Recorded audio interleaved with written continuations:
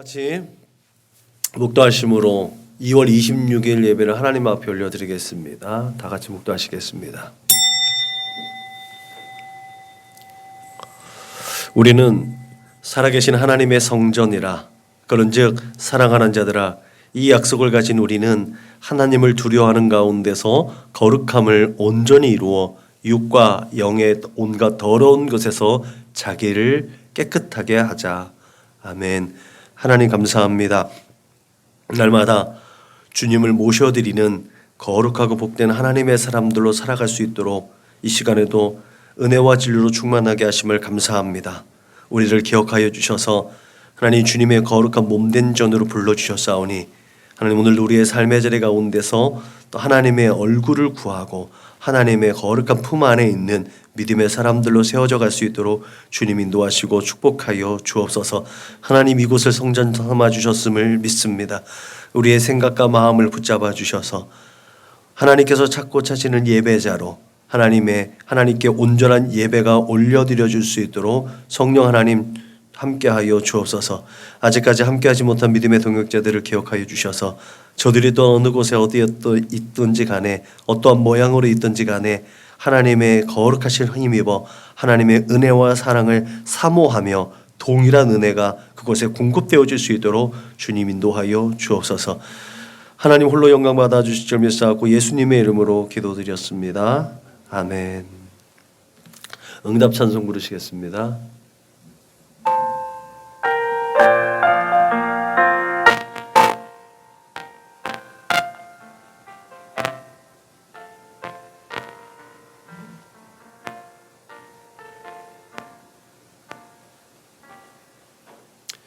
나는 하나님을 예배하는 예배자입니다.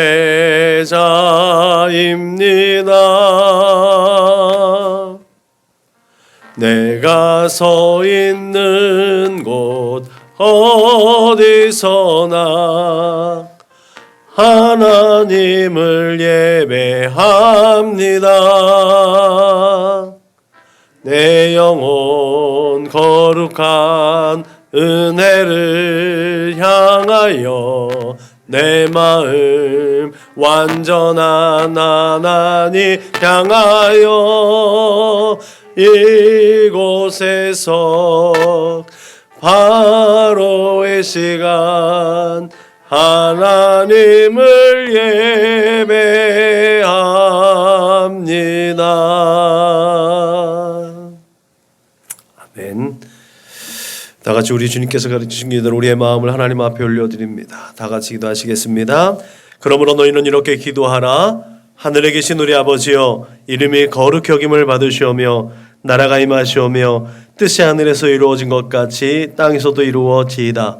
오늘 우리에게 일용할 양식을 주시옵고 우리가 우리에게 죄 지은 자를 사하여 준 것 같이 우리 죄를 사하여 주시옵고 우리를 시험에 들게 하지 마시옵고 다만 악에서 구하시옵소서. 나라와 권세와 영광이 아버지께 영원히 있사옵나이다. 아멘. 너희가 사람의 잘못을 용서하면 너희 하늘 아버지께서도 너희 잘못을 용서하시려니와 너희가 사람의 잘못을 용서하지 아니하면 너희 아버지께서도 너희 잘못을 용서하지 아니하시리라. 아멘. 우리 다 같이 공동체 기도를 하나님 앞에 올려드리겠습니다. 나는 복음의 기수입니다. 나는 두려움과 낙심에 있는 자들을 위로하겠습니다. 우리는 약하고 소외된 이웃을 돌보는 책임 있는 교회가 되겠습니다. 우리는 성도로서 예배자의 거룩한 삶을 살겠습니다. 그렇게 우리는 주님의 영광을 드러내는 축복의 삶을 살겠습니다. 우리는 하나님의 얼굴을 구하는 성도가 되겠습니다. 그래서 이 나라와 민족이 모든 죄악된 것에서 돌이킬 수 있도록 하겠습니다. 우리는 우리 자녀와 성도들이 이단과 사이비에 미혹되지 않도록 관심과 사랑으로 붙들겠습니다. 예수님의 이름으로 기도합니다. 아멘. 찬송가 309장물 하나님께 영광 올려드리겠습니다. 찬송가 309장물 하나님께 영광 올려드리겠습니다.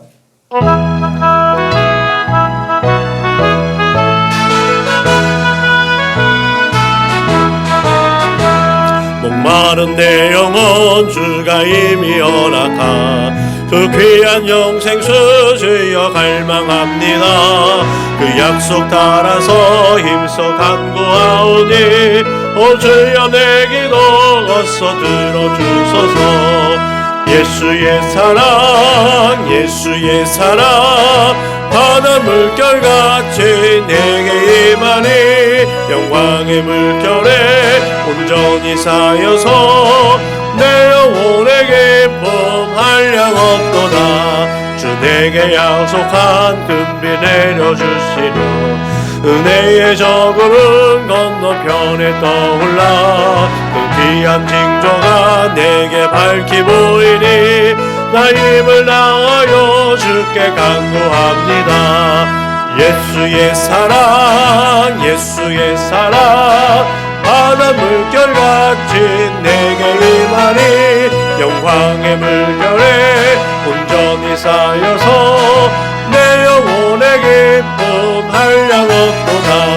은혜의 소낙비 지금 흡족히 내려 구원의 큰 강물 흘러차고 넘쳐서 내 주한 모든 죄 모두 씻어버리니 나 지금 은혜를 충만하게 받았네. 예수의 사랑 예수의 사랑 바다 물결같이 내게 임하니 영광의 물결에 온전히 쌓여서 내 영혼의 기쁨 한량 없도다. 그 차고 넘치는 주의 은혜의 물결 힘차게 밀려와 내게 만족합니다. 오 할렐루야로 주를 찬송하오니 내 맘의 기쁨이 항상 충만합니다.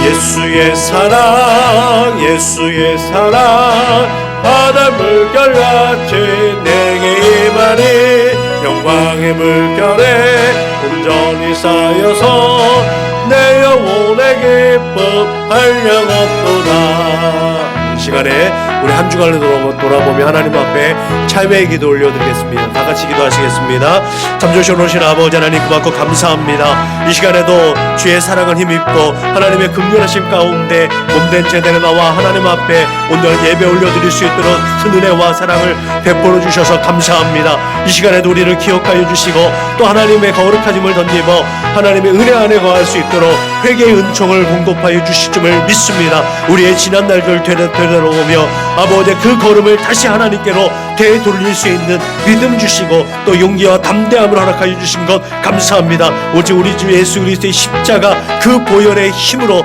그 담력을 얻어서 하나님 앞에 나가오니 아버님 우리가 하나님의 거룩하심을 쫓아 내가 거룩하니 너희도 거룩하신 그 말씀이 마음 가운데 울려지고 우리 귓가에 들려져서 하나님의 거룩하심에 동참할 수 있도록 주님 인도하시고 축복하여 주옵소서. 이 시간에 우리 주 예수 그리스도의 십자가 그 큰 은혜를 하나님의 아버지의 거룩하심에 들어가오니 아버지 예수 그리스도의 십자가 보혈로 깨끗하게 해주시고 이 세상에 허탄한 죄악을 쫓았던 우리의 모든 생각과 마음을 감탄하여 주셔서 그 피로 정결하게 하여 주옵소서. 하나님의 마음을 근심케 하고 성령 하나님의 마음을 근심케 했던 그 모든 허물과 죄를 성령의 불로 소멸하여 주시고 용서하여 주셔서 하나님의 손길 우리 주 예수 그리스도의 손길을 의지하는 이 거룩하고 복된 시간 될 수 있도록 주님 역사하여 주옵소서. 하나님 앞에 거룩하고 진실한 예배가 올려드려 줄 수 있도록 성령 하나님 인도하여 주시고 하나님의 얼굴을 구하는 믿음으로 하나님 앞에 참된 예배자로 설 수 있도록 주님 인도하시고 축복하여 주옵소서.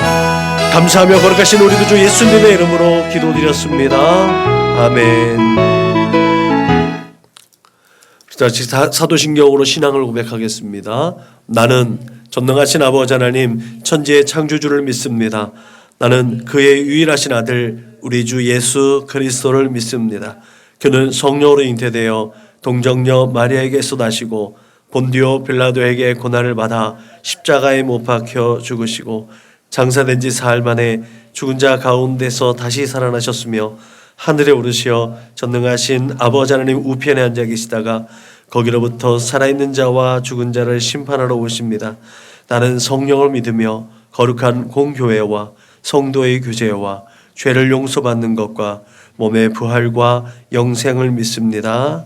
아멘. 찬송가 333장 불러 하나님께 영광 올려드리겠습니다. 찬송가 333장 불러 하나님께 영광 올려드리겠습니다.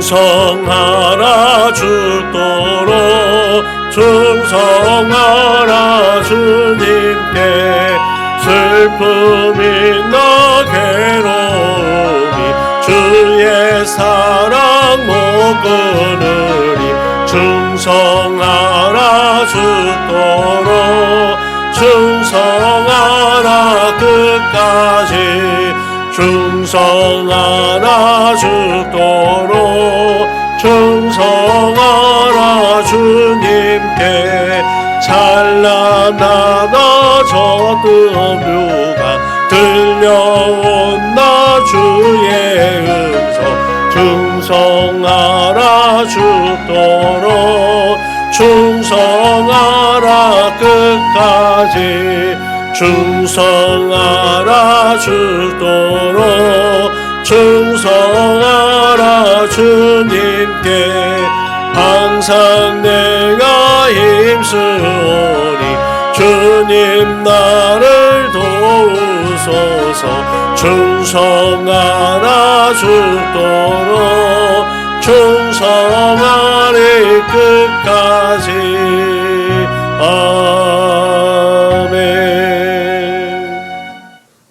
은혜 받으신 하나님의 말씀은 구약성경 학개서 1장 7절로 11절 말씀입니다. 한 절씩 번갈아 가며 읽겠습니다. 만군의 여호와가 말하노니 너희는 자기의 행위를 살필지니라.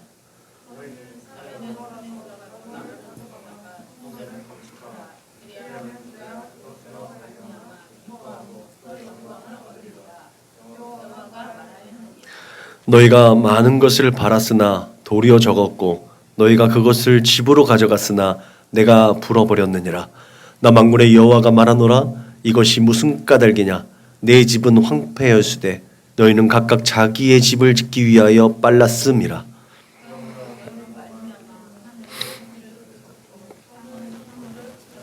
내가 이 땅과 산과 곡물과 새 포도주와 기름과 땅의 모든 소산과 사람과 가축과 손으로 수고하는 모든 일에 한제를 들게 하였느니라.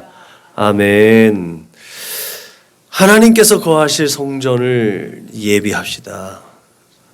할렐루야. 우리 모두는 하나님의 집을 짓는 삶을 살고 있음을 믿으시길 바랍니다. 이것이 소위 세상적으로 성전 건축, 예배당 건축하는 걸 얘기하지 않는다는 것쯤은 이제 알 겁니다. 고린도서에 보면 바울이 끊임없이 고린도에 있는 사람들에게 고린도 전서도 마찬가지고 고린도 후서도 마찬가지 우리가 하나님의 성전된 것을 고백하게 합니다. 우리가 성전되어졌기 때문에 하나님의 거룩하심으로 지어져 가야 한다는 교훈을 끊임없이 합니다. 그래서 야 너희가 하나님의 성전된 것을 알지 못하냐? 너희가 하나님의 거룩하심을 믿고 너희도 스스로 거룩하라. 너희 안에 성령 하나님이 거하시고 있다는 사실을 잊지 말라라고 교훈한 것을 늘 기억할 수 있기를 주님의 이름으로 부탁을 드립니다. 우리가 늘 그렇게 하나님이 거하시는 집으로 지어져 가고 있다는 이 사실이 늘 끊임없이 하나님 앞에 세워져야 한다는 것에 명분이 되는 줄을 믿으시길 주님의 이름으로 축복합니다. 그래서 내 생각대로 내 마음대로 내 성향대로 살아가면 안 된다는 것이 또한 여기에 근거를 가지고 있습니다. 하나님께서 나를 통해서 어떠한 일을 행하실지 늘 그런 기대감을 가지고 살아갈 수 있기를 주님의 이름으로 축복합니다. 우리 선한목자교회가 이제 오늘 이제 이틀 남았는데 2월 28일을 맞이하면 18주년이 됩니다. 18년 동안 선대 목사님께서 이 교회를 아름답게 잘 목회하셨고 지금 또 아름답게 목회하셔서 좋은 결과들을 가지고 가고 있듯이 또 이 교회를 또 협력하고 있는 이 부족하지만 제가 또 주신 명령을 따르고 주신 은혜를 따라 이 몸된 교회가 또 하나님 보시기에 선하고 아름답고 하나님 보시기에 하나님의 마음을 시원하게 하는 교회로 또 성장할 수 있도록 그렇게 발전할 수 있도록 하는 목도 저와 우리 믿음의 거룩한 군속들의 몫이라는 사실을 기억하시길 주님의 이름으로 축복합니다.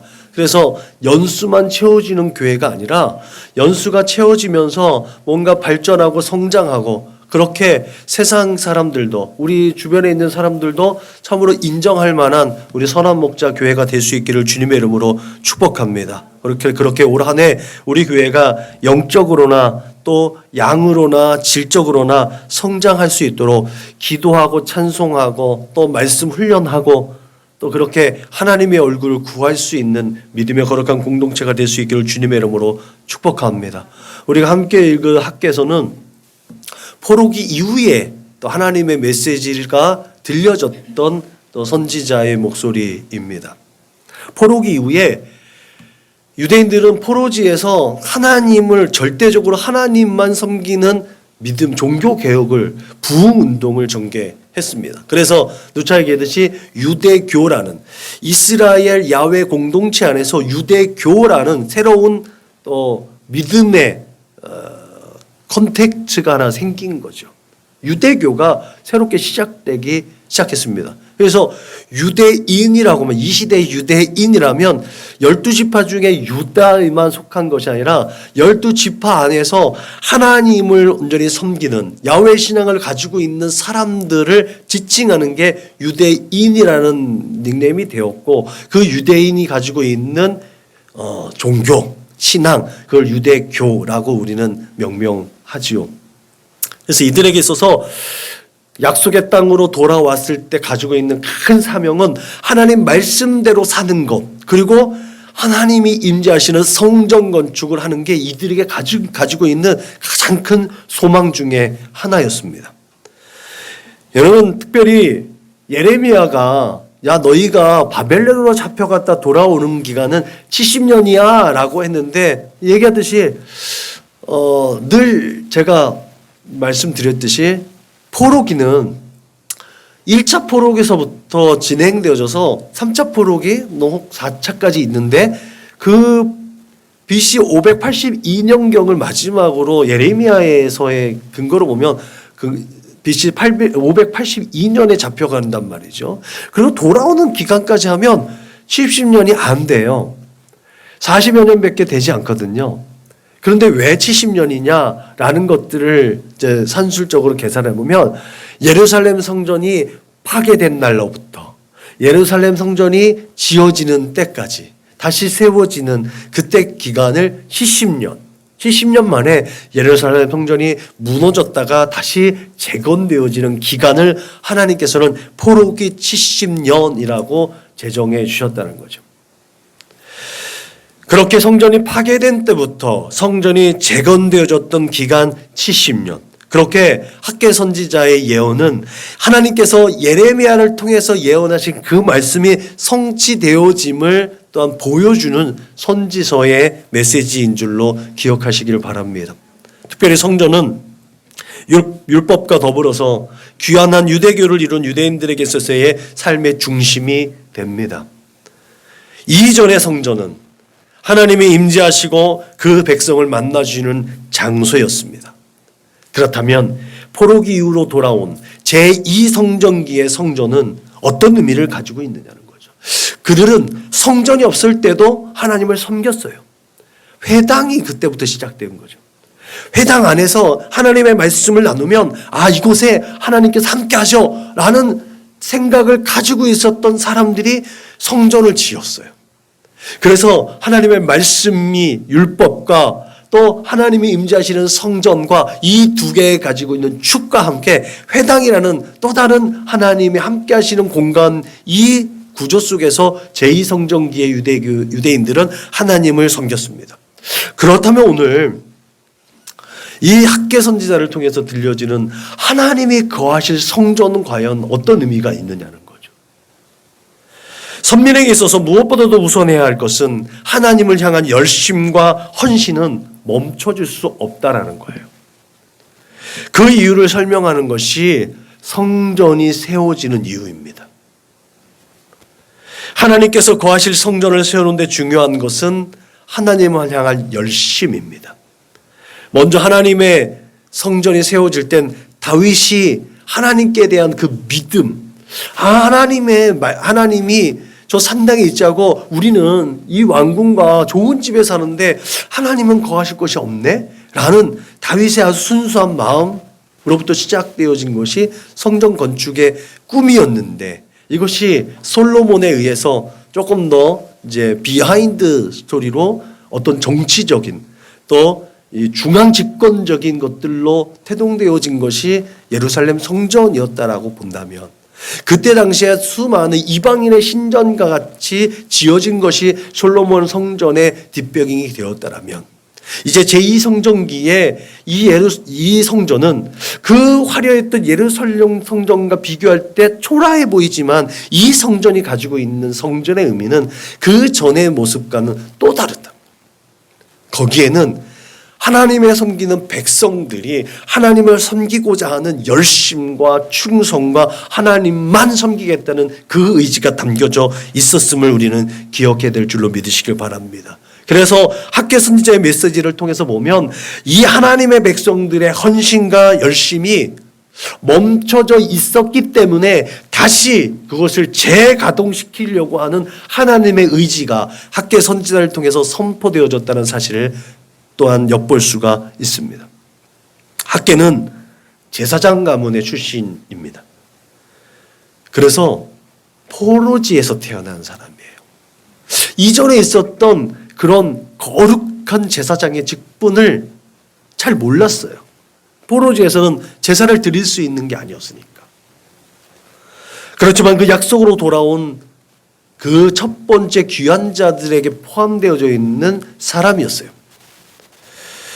여러분, 포로기 동안에 유대인들은 그 땅에 정착했어요. 짧게는 한 세대 반, 길게는 두 세대까지 포로지에서 정착했잖아요.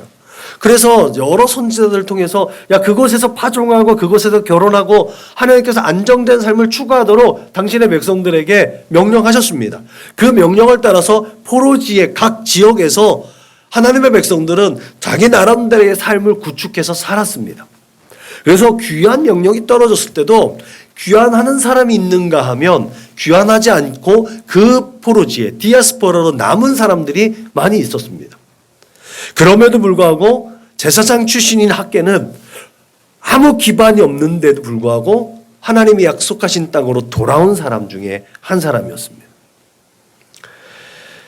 그렇게 가나안 땅으로 돌아온 사람들은 하나님의 언약을 기억하고 온전히 신뢰한 사람들이었다는 측면에서 정말 위대한 사람들로 칭송할 만합니다. 그리고 그렇게 그들은 그렇게 돌아올 때 분명한 목적을 가지고 왔습니다. 그 목적이 뭐였어요? 성전을 건축하는 것. 하나님이 임재하셨던 그 옛날에 그 성전을 다시 짓는 거예요. 성전을 사모했고 그 성전 재건에 대한 열망을 가졌던 사람들이 포로, 1차 포로, 2차 포로 귀환하는 사람들의 마음 가운데 불처럼 타올랐었다는 거죠. 열정이 그들에게는 있었습니다. 그래서 돌아오자마자 완전히 초토화되어져 있던 그 성전을 재건하기 위해서 몸부림을 쳤습니다. 정말 맨 땅에 헤딩하는 것처럼 돌을 옮기고 풀이를 뽑아내면서 성전의 기틀을 잡기 위해서 힘쓰고 애쓴, 정말 황무지를 개간하는 것처럼 늘 우리가 생각하듯이 예루살렘은 그 지역보다 높은 곳에 있는 곳이에요. 황폐되어져 있어요. 다 무너졌어요.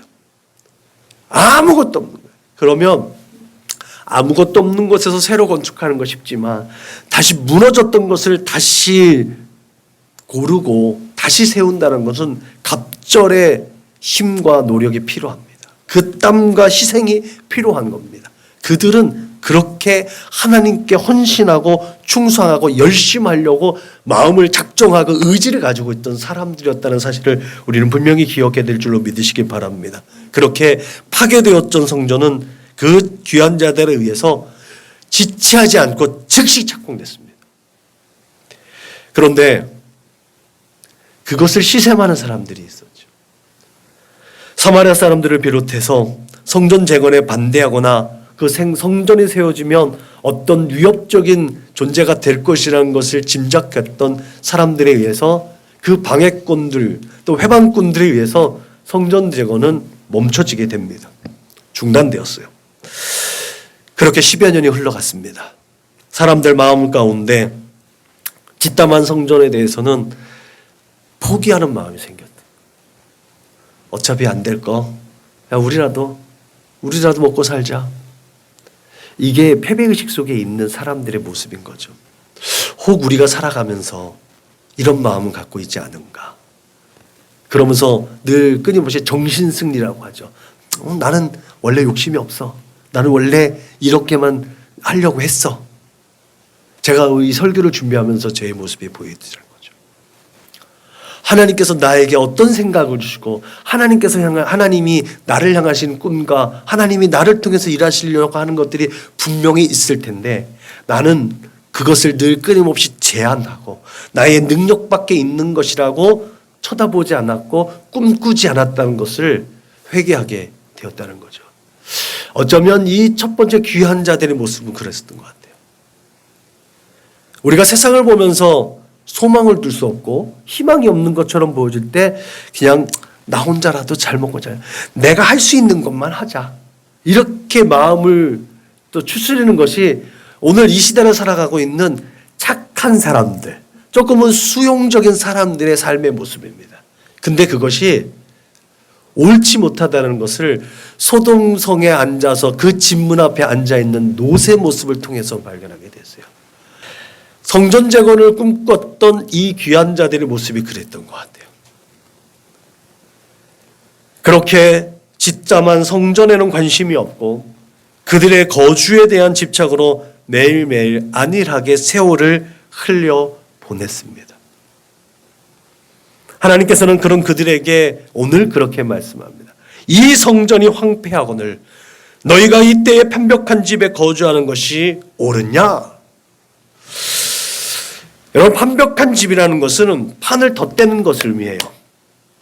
그냥 뼈대만 세워진 게 아니라 거기에 보강하고 인테리어 했다는 거예요. 내 집은 살다 보니까 뭔가 불편한 것이 있고 살다 보니까 저렇게 하면 좀 더 좋아 보이겠다 해서 계속해서 투자하는 거죠. 계속해서 인테리어를 바꿔가는 거죠. 그럴 때는 의미가 이 안에 담겨져 있습니다. 그런데 하나님을 만나는 장소인 성전을 짓거나 성전에 대한 의식은 없다라는 거예요. 그게 하나님께서 귀환한 사람들을 책망한 거예요. 이 사람들을 하나님 입장에서 보면 참 대견한 사람들 아니겠어요? 이미 그 땅에서 조금 더 안정된 삶을 구축했을 텐데 하나님께서 아브라함에게, 야곱에게, 이삭에게, 야곱에게 또한 그 조상들에게 약속했던 그 땅, 하나님이 약속했던 그 언약의 땅, 지금 가면 황폐되어져 있었던 그 땅을 그럼에도 불구하고 온 사람들이니까 하나님 보시기에 얼마나 대견했겠어요. 그런 그들을 책망하시는 하나님의 의도가 분명히 있다는 사실을 기억하시길 바랍니다. 이 성전이 황폐하였거늘 너희가 이때에 판벽한 집에 거주한 것이 옳으냐라고 하면서 하나님께서는 너희는 자기의 행위를 살필지니라. 너희가 많은 것을 바랐으나 도리어 적었고 너희가 그것을 집으로 가져갔으나 내가 불어버렸느니라. 나 만군의 여호와가 말하노라. 이것이 무슨 까닭이냐? 내 집은 황폐했으되 너희는 각각 자기의 집을 짓기에 빨랐습니다 라고 지적하고 있다는 거예요. 분명히 그들을 둘러싼 상황은 그들의 힘으로 버틸 수 없는 상황들이었습니다. 이게 늘 끊임없이 우리의 변명거리입니다. 그러나 문제는 그 문제, 하나님도 너희들 그 상황, 너희들의 그 환경 내가 인정한다. 하나님이 그것을 인정하지 않는 건 아닙니다. 충분히 재건을 위해 다시 일어섰을 수 있음에도 불구하고 그들은 그들의 세속적인 일들을 위해서 그들의 힘과 에너지를 소모하고 있었다는 것이 하나님이 그들을 책망한 이유였다는 거죠. 오늘 우리도 충분히 몸된 교회를 위해서 또 하나님의 거룩하신 뜻을 위해서 힘과 지혜와 에너지를 발산할 수 있음에도 불구하고 조롱당하고 멸시당하고 거부당하기를 두려워하고 있는 것 때문에 주저앉아 있는 우리의 모습들을 발견할 수 있기를 주님의 이름으로 축복합니다. 이렇게 처음에는 열정적으로 헌신하다가 이런저런 반발과 방해에 부딪히면서 열정은 식어갔고, 그러다가 자신의 삶의 자리를 확보하는 것이 우선되어졌고 하나님보다는 내가 우선되어져 있는 것, 그게 바로 하나님께 책망받는 이 귀한 자들의 모습이었다는 거죠. 사실 우리도 어떤 난관에 부딪히면 그때부터 이미 불가능하다고 단정 짓지 않습니까? 근데 믿음의 사람들은요, 하나님 것을 먼저 자릅니다. 자기가 먹고 살기 위해서 하나님의 것을 먼저 자른다는 거죠. 우리가 하나님 앞에 예물 드리잖아요. 우리가 하나님 앞에 귀한 시간 들여서 예배 드리잖아요. 근데 이게 우리가 심각하게 생각해 봐야 돼요. 내 것을 하고 남은 것을 드리냐, 내 것을 먼저 확보해낸 다음에 그 나머지 것을 드리냐, 아니면 하나님의 것을 먼저 구별한 다음에 내 것을 먼저 활용하느냐, 이거 우리가 잘 구별해야 될 줄로 믿으시길 바랍니다.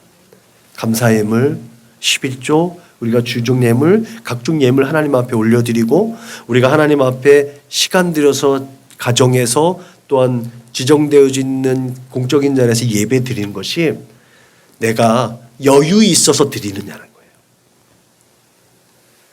이거를 나는 잘 알아요. 내가 전심으로 하나님 앞에 나의 것을 드리고 있는지 나는 알아요. 그렇게 보이게 척하는 것도 하나님이 아시지만 제일 먼저 내가 잘 알아요. 그 마음, 가장 좋은 것 하나님 앞에 올려드릴 수 있기를 주님의 이름으로 축복합니다. 그게 복장부터 나와요. 그게 우리들의 삶의 언저리에서 예배에 대한 집중에서 나옵니다. 그래서 제가 그러잖아요. 주일날 예배 드릴 때 가장 좋은 컨디션으로 예배 올려드릴 수 있도록 토요일날 평소보다 더 일찍 자라고. 그게 우리가 준비되어져서 하나님 앞에 드려져야 되는 시간이니까 그래요. 가장 좋은 컨디션에서 가장 맑고 밝은 정신으로 하나님의 얼굴을 구하고 하나님 앞에 기도하고 찬송하고 하나님께 드려지는 게 이 시간이 되어야 될 줄로 믿으시길 주님의 이름으로 축복합니다. 신앙생활은 그렇게 물론이거니와 우리의 삶의 자리에서도 열정적으로 일하다가 이런저런 이유로 상심하고 낙심하고 습관적이고 기계적으로 우리의 삶을 체험하고 있지 않은지를 나 스스로 점검해 볼 수 있어야 될 줄로 믿으시길 주님의 이름으로 축복합니다. 이게 왜 무섭냐면 이런 습관적이고 기계적인 삶은 결국 삶을 무기력하게 만들기 때문에 그렇습니다. 그냥 패배주의로 살아가고 좀 염세주의적이고 회의적으로 살아가게 하는 것이 습관적이고 기계적이고 그냥 수동적으로 살아가는 삶의 방식이 그렇게 그런 결과가 나오기 때문에 무섭다라는 거예요. 그 애가 아까 말씀드려줬던 소돔송의 롯이라는 거예요.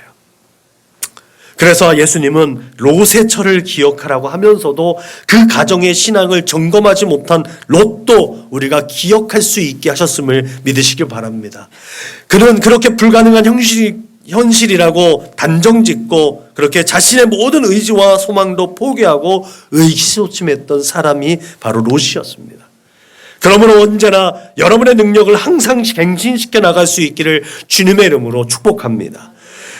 그래서 할 수 있다, 하면 된다, 해보자 라는 이 찬양과 고백이 우리의 입술로 매일매일 고백되어 줄 수 있기를 주님의 이름으로 축복합니다. 그래서 믿는 자에게는 능치 못할 일이 없고 믿는 자에게 나타나시는 하나님의 선하신 역사를 경험할 수 있기를 주님의 이름으로 축원합니다. 그것이 신앙적인 것이든 삶의 자리인 것이든 그 삶의 자리가 우리는 하나님 앞에 있는 삶의 예배라고 늘 고백하잖아요. 그 삶의 자리도 하나님 앞에 예배를 올려드려지는 자리이기 때문에 그 삶의 자리이든 우리의 신앙의 모습이든지 우리의 능력을 항상 갱생시켜 나갈 때에 우리는 능력 주시는 자 안에서 무슨 일이든지 넉넉하게 감당할 수 있고 모든 것을 감당해낼 수 있는 능력자가 될 수 있음을 믿으시길 주님의 이름으로 축복합니다. 이렇게 우리의 믿음으로 이 어둡고 타락한 이 세대를 극복하고 그렇게 거센 도전을 뿌리치고 이기는 삶을 살 때 무엇보다 우리는 하나님 앞에 온전하게 세워진다는 사실을 기억하시길 주님의 이름으로 축복합니다. 그때 달라진 나를 발견할 수 있는 거예요. 오늘 우리가 살아가는 삶의 자리에서는 절대라는 기준이 모호해져 있는 상황들입니다. 끊임없이 상대화되어져 있는 모습들입니다. 이런 시대의 가장 큰 문제는 절대적인 기준으로 집행되어져야 될 것들도 흔들리고 있다는 사실이죠.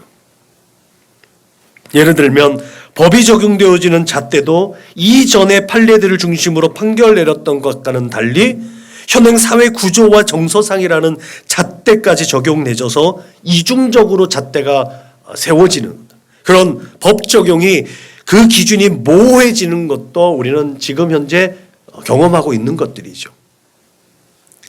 이러한 시대적 상황 속에서 우리에게 주어진 신앙적 기준도 많은 영향을 받게 됩니다. 대한민국은 종교의 자유가 있는 나라입니다. 이것이 먼저 선 세대의 기독교인들에게는 참 좋은 것이었어요. 왜? 마이너스였을 때, 마이너 그룹이었을 때는 종교의 자유인 나라 이 대한민국이 예수 믿기가 더 좋은 나라였어요. 유교적인 나라에서 불교의 정서를 가지고 있는 나라에서 예수를 믿는다는 건 쉬운 일이 아니었는데 종교의 자유가 허락되어져 있는 이 대한민국에서 예수를 믿는 것, 참 그게 어느 정도 보호막이 되어 있었습니다. 그 보호막을 뚫고 기독교가 메이저 그룹으로 올라섰을 때 그때부터 다가오는 거센 도전들 우리는 지금도 방어하기가 어렵다는 거죠. 지금도 여전히 메이저 그룹 같아 보이지만 수적으로는 그렇지 않다는 걸 우리는 너무나 잘 알고 있죠. 수치상으로는 메이저 그룹에 해당되지 않습니다. 이런 사회적인 도전과 위협들, 이제 교회에서는요 소수자에게 성적인 소수자 이야기, 동성연애자 이야기, 그런 동성애자에 대한 주례 거부, 이런 것들에 대해서 계속해서 법적인 적용을 받게 됩니다. 교회도 이제 사회적 제도 안에서 이제 세금을 신고해야 되는 시기가 됐고요. 종교인 과세에서. 작은 교회들은 도움을 더 많이 받아요. 그게 다 나쁜 것은 아니에요. 아무튼 이 사회적인 위협들, 그런 도전들 앞에서 우리 믿음은 늘 끊임없이 흔들리는 돛담배 같습니다. 이런 도전과 위협으로 인해서 재건되던 성전이 항상 중단되어졌던 그때 이 학계 선지자의 메시지를 듣는 이 귀한 자들의 상황도 오늘날 우리의 상황과 별반 다르지 않았습니다. 그렇게 중단되어져 있었던 그때 그들의 나태함을 책망하고 그 선한 일을 다시 재개할 수 있도록 그렇게 반대하는 그 무리들을 만나더라도 회방꾼들이 막 그렇게 설쳐댄다 할지라도 힘있게 그 일을 계속해서 진행할 수 있어야 한다라고 들려진 목소리가 학계 선지자를 통해서 주신 하나님의 명령이었음을 우리는 오늘 본문을 통해서 확인할 수가 있지요. 특별히 학계 선지자가 성전 재건을 촉구하는 그 목적 있는 설교, 오늘 학계가 설교하는 것은 목적 설교입니다. 특별히 목적 있는 설교였습니다. 이 설교를 했던 날이 일곱째 달 곧 그 달 21일이었다고 해요. 일곱째 달이 있는 초막절 절기에 오늘 메시지를 전한 거예요. 유대인 남자들이 1년에 3번 반드시 성전에 가서 하나님께 얼굴을 보여줘야 했던 절기 중 하나가 바로 초막절입니다. 그때 하나님의 백성들의 감겼던 눈을 뜨게 한 설교가 오늘 선포되었습니다. 이렇게 이스라엘 백성은 야훼의 절기인 초막절에 뼈속을 뼈 때리는 설교를 통해서 잠시 놓아졌던 성전 재건의 꿈을 다시 회복하게 됩니다. 그래서 다시 열심히 성전의 기초를 세웠습니다.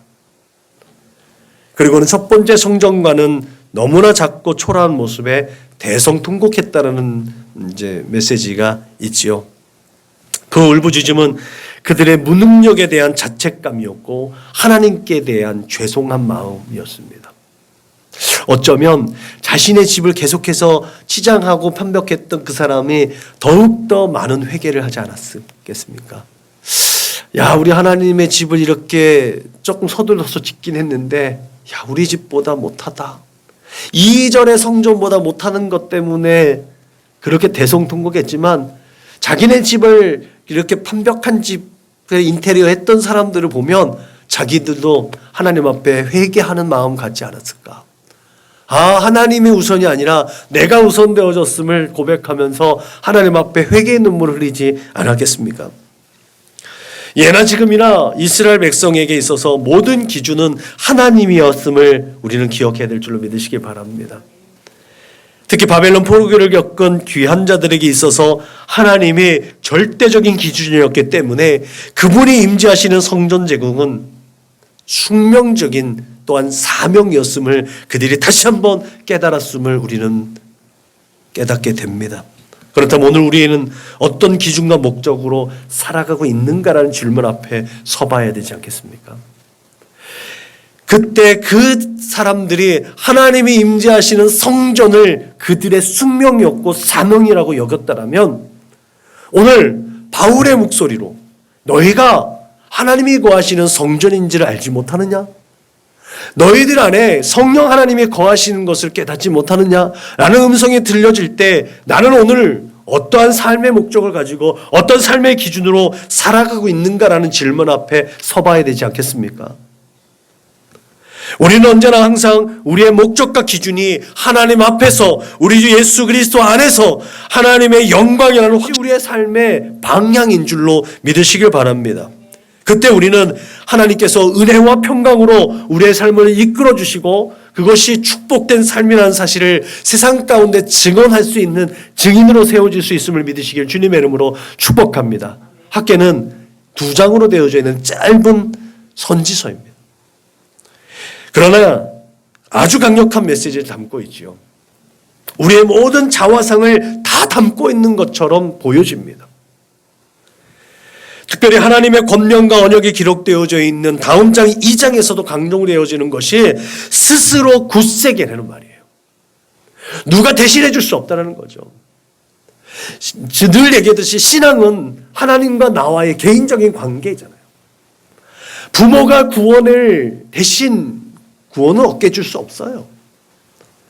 내 남편이, 나의 아내가, 내 아들과 내 딸이, 나의 엄마, 아빠가 나를 구원해 줄 수가 없어요. 옆에서 마음 졸이고 마음 쓰라린 마음으로 기도해 주는 거예요. 지난주에 그 아들을 위해서 대전에서 올라온 그 부모의 마음 가지고 아들 데리고 예배에 참석할 수 있는 그것은 할 수 있어요. 근데 그를 위해서 기도해 주세요.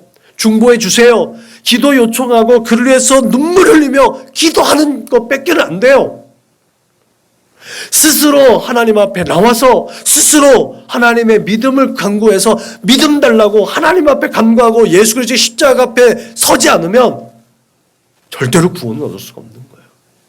그만큼 우리의 신앙은 하나님과 나와의 개인적인 관계입니다. 그래서 스스로 굳세게라는 이 말이 우리에겐 강하게 들려지는 거예요. 하나님을 향한 열정을 가지고 우리 스스로 각자의 삶의 자리에서 믿음을 강화하라는 메시지가 스스로 굳세게라는 말이에요. 내가 얼마나 하나님과의 관계를 두텁게 하고 있느냐는 거예요. 그냥 죽지 못해서 근근히 그냥 동아줄 잡고 있는 것이 아니라면 우리는 확실하게 하나님 앞에 달려나가야 될 줄로 믿으시길 주님의 이름으로 축복합니다. 그렇게 하나님의 역사에 동참하는 사람들, 하나님을 향한 믿음과 소망을 가지고 더 힘있게 자신의 모든 것들을 발휘하고 모든 것들을 하나님 앞에 올려드려서 내가 가지고 있는 능력을 가장 최상으로 늘 최고의 능력치를 발휘할 수 있음을 믿으시길 주님의 이름으로 축복합니다. 나는 이것밖에 못해라고 해서 거기에 주저앉는 것이 아니라 늘 끊임없이 그것을 갱신시켜 나갈 수 있는 사람, 그 사람이 바로 하나님 앞에 서 있는 사람임을 믿으시길 주님의 이름으로 축복합니다. 그렇게 오늘 본문에 따르면 총독으로 왔던 스룹바벨, 또 대제사장으로 왔던 또 에스라, 또 그 백성들 모두가 그렇게 스스로 굳세게 해야 됐어요. 지도자라고, 족장이라고, 제사장이라고, 레위인이라고 그들을 대신할 수 있었던 것이 아닙니다. 한 사람 한 사람이 그 마음을 굳게 해야만 이 성전 재건의 역사가 이루어질 수 있었다는 거죠. 그래서 학개 선지자는 야 너희가 스스로 그렇게 굳세게 해야 된다는 거예요. 한 사람 지도자, 야 내가 아무리 하나님의 메시지를 받은 선지자, 내가 아무리 떠들면 뭐 할 거니? 행동하는 건 너희들 아니겠니? 너희들 스스로가 굳세게 하지 않으면 이 역사는 이루어지지 않는다. 교회 공동체가 하나님 앞에 세워질 때에 한 사람 한 사람이 하나님 앞에 세워지고 하나님께 주시는 은혜와 능력으로, 하나님께 주시는 능력과 하나님께 주시는 달란트와 은사를 유감없이 발휘하게 될 때에 이 몸된 교회는 성장하고 발전하고 세워져 나간다는 사실을 기억하시길 주님의 이름으로 축복합니다. 그렇게 재건되는 성전은 하나님께서 이스라엘 백성들을 다시 회복해 주셨다는 사인이 된다는 거죠. 사람들에게 위협이 되겠지만 그 믿음의 백성들에게 하나님께서 하나님이 약속하신 그 땅에서 하나님의 백성으로 선택받은 자들이 다시 회복되어졌구나. 그게 그 예루살렘 그 산꼭대기에 세워진 성전의 의미였다는 사실을 기억하시길 주님의 이름으로 축복합니다. 동일하게 내가 하나님 앞에 성전으로 지어져 가고 있다라면, 내가 하나님 앞에 구원받았고, 내가 하나님 앞에 인정받았고, 내가 하나님 앞에 또한 그렇게 사용되어지고 있었다라는 사인이 된다는 사실을 믿으시길 주님의 이름으로 축복합니다. 내 입술로 예수 그리스도가 증언되어지고, 내 입술로 하나님의 거룩하신 말씀이 선언되어지고 선포되어지고, 대중적으로 사람들에게 말하지 아니하도 내 입술이 날마다 하나님의 말씀을 읊조리고 하나님 앞에 하나님의 얼굴을 구하고 하나님의 능력으로 살아가겠다고 다짐하고 결단하고 표현한다면 나는 그렇게 하나님의 성전으로 지어가고 있음을 확신하셔도 됩니다. 내 안에 성령 하나님께서 나의 입술을 주장하시고, 내 안에 계신 성령께서 나의 마음을 그렇게 주장하시고, 내 안에 계신 성령께서 그렇게 세상 가운데서 예수를 말하게 할 수 있음을 선언하는 나의 믿음의 표현이고 나의 삶의 표현이기에, 그렇게 나는 하나님께서 거하시는 성전 되어졌음을 확신하시기를 주님의 이름으로 축복합니다. 그렇게 맨손으로 초토화된 성전을 세우고자 했던 열정은 완성됩니다. 바벨론 느부갓네살에 의해서 파괴된 지 정확하게 70년이 된 때 성전은 다시 세워졌습니다. 이전의 포로 생활을 기억하며 과거 실패한 왕조의 그 실수와 실패와 교만과 오만을 거울 삼아 새롭게 하나님에 대한 열심을 품게 되어진 이들, 그렇게 귀환 후에 성전을 재건하며 새롭게 정립된 하나님의 사람으로서의 삶, 그 신앙을 통해서 온전하게 이제 하나님이 다스리는 하나님의 나라, 하나님이 다스리는 하나님의 백성의 삶, 이것이 제2성전기 이 귀환에서 성전을 재건했던 유대인들의 꿈이고 소망이고 비전이었습니다. 그리고 우리가 잘 알듯이 현실은 이상만 가지고 살아갈 수 없는, 늘 끊임없이 현실의 벽에 부딪힙니다. 그렇게 제2성전기에 그렇게 거룩하게 세워졌던 유대인들도 우리가 잘 알듯이 타락합니다. 또 변질됩니다. 그렇기 때문에 예수님께서 이 땅에 오시지 않았겠습니까? 자신은 옳다고 여겨졌지만 그것이 외식이라고 하나님 앞에 책망받는 그들의 모습들 통해서 우리도 늘 끊임없이 우리의 믿음을 점검할 수 있기를 주님의 이름으로 축복합니다. 하나님을 만난 기쁨, 예수를 만난 그 소중한 추억들, 그것은 과거입니다. 내가 매일매일 갱신되어지고 매일매일 주님을 만나는 믿음이 갱신되어지지 않으면 이 재성전기의 유대인들의 모습들처럼 또 변질되고 타락하게 되는 거예요. 껍데기만 남는 거예요. 그런 의미에서 학계 선지자의 그 메시지를 통해서 오늘 우리에게 주시는 하나님의 뜻은 분명합니다. 예수께서 성전 내심을 밝히신 것처럼 예수님을 모시고 살아가는 믿음의 공동체가 하나님의 거룩한 임재가 있는 성전 되었음을 늘 고백할 수 있기를 주님의 이름으로 축복합니다. 예수가 있는 곳에 하나님이 함께 하시고 예수가 있는 곳에 성령 하나님께서 임재하셔서 우리를 하나님의 뜻 가운데로 인도하고 있다는 이 사실이 우리는 살아계신 하나님의 성전이라는 바울의 목소리가 검증되어지는 삶의 자리인 줄로 믿으시길 주님의 이름으로 축복합니다. 그런 믿음의 공동체가 하나님께서 진정 거하실 수 있는 성전을 온전하게 이루어지고 그 성전 되어지는 그곳에서 하나님을 예배하는 예배자들로 하나님 앞에 올려드려질 수 있음을 믿으시길 주님의 이름으로 축복합니다. 그렇게 아버지께서는 자기에게 이렇게 예배하는 자들을 찾으시라는 이 말씀에 응하여져서 매일매일 하나님께 발견되어지는 하나님의 예배자, 이것이 영과 진리로 드려지는 예배자의 삶인 줄로 믿으시긴 주님의 이름으로 축복합니다. 교회 안에서 아닙니다. 우리의 삶의 자리에서 하나님을 모시고 하나님의 얼굴을 구하고 하나님의 뜻 가운데 살아갈 때에 하나님께서 찾으시는 예배자를 그곳에서 발견하시고 찾으심을 믿으시길 주님의 이름으로 축복합니다. 그렇게 하나님께서 그 백성과 함께 하시다는 메시지로서의 성전이 여러분들의 삶의 자리에서 늘 이루어질 수 있기를 주님의 이름으로 축복합니다. 결론적으로 우리가 신앙적인 소망을 담아서 임마누엘 하지만 실제적으로 내가 하나님께서 거하실 성전 되기를 힘쓰고 있는지 오늘 학계의 목소리를 통해서 점검해야 될 줄로 믿으시길 주님의 이름으로 축복합니다. 내가 과연 하나님의 임재하심, 임마누엘의 은혜와 축복을 어떤 의미로 그렇게 구하는가?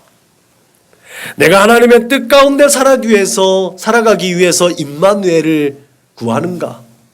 아니면 내가 보호막처럼 하나님을 이용하기 위해서 임마누엘의 은혜를 구하는가? 어마어마하게 큰 차이가 될 거예요. 그렇기 때문에 우리가 가장 범하기 쉬운 죄 중에 하나가 누차 말씀드렸듯이 습관적이라는 거예요. 이 습관적이라는 것을 늘 경계할 수 있기를 주님의 이름으로 축복합니다. 그러면 습관적으로 하는 거 좋은 건 딱 하나 있어요. 그게 뭐예요? 기도예요.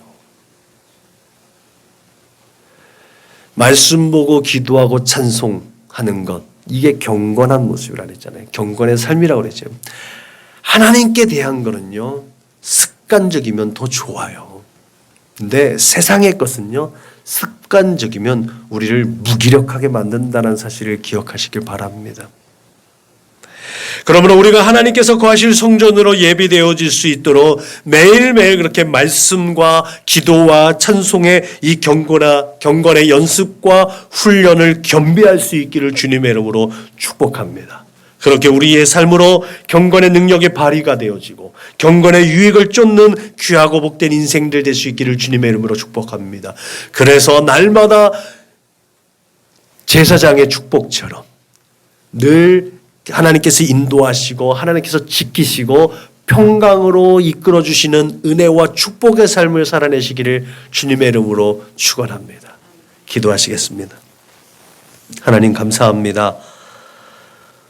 날마다 우리 안에 거하실 하나님, 우리가 그렇게 하나님의 거하실 성전으로 지어져 갈 수 있도록 하나님 말씀과 기도와 찬송으로 준비되어지고 또 예비되어진 예배자로 하나님 앞에 나아갈 수 있도록 주님 인도하시고 축복하여 주옵소서.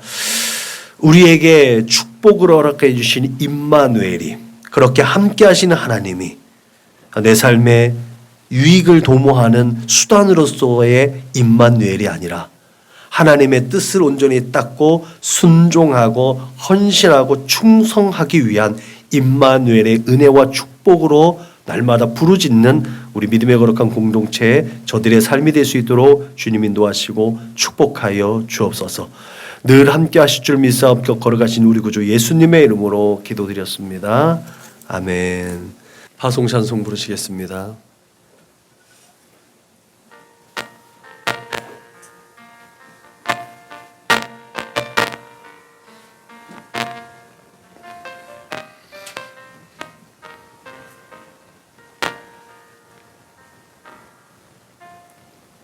마라나타 주 예수여 어서 오시옵소서. 땅의 모든 끝 모든 족속 주를 찬송하게 하소서. 마라나타 주 예수여 어서 오시옵소서. 모든 열방이 주께 돌아와 춤추며 경배하게 하소서.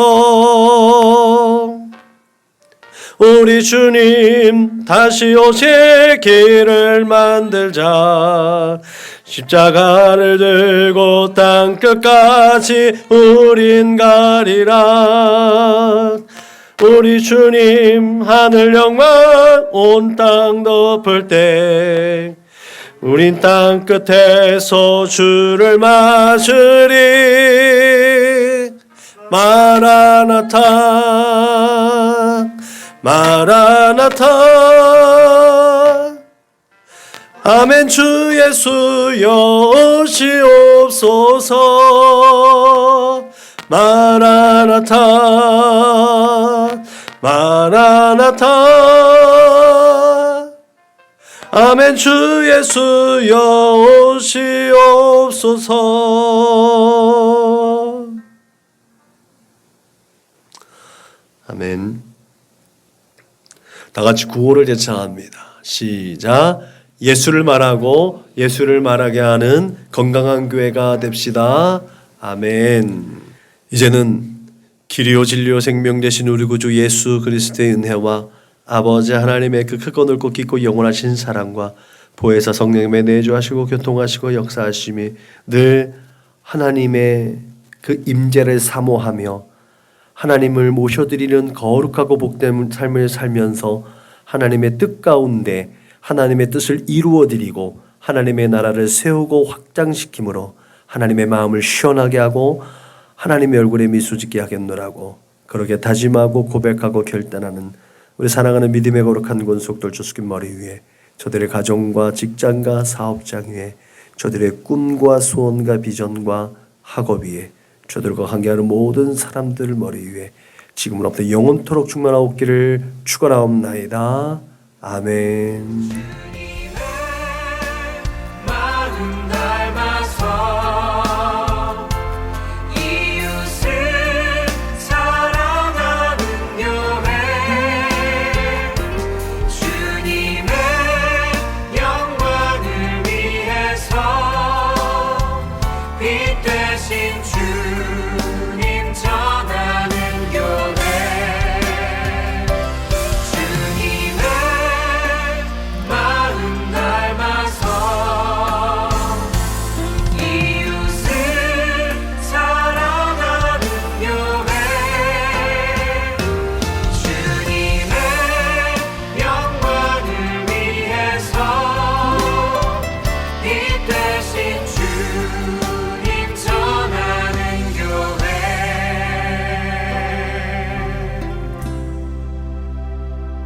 사랑의 불꽃이 활짝 피어나 날마다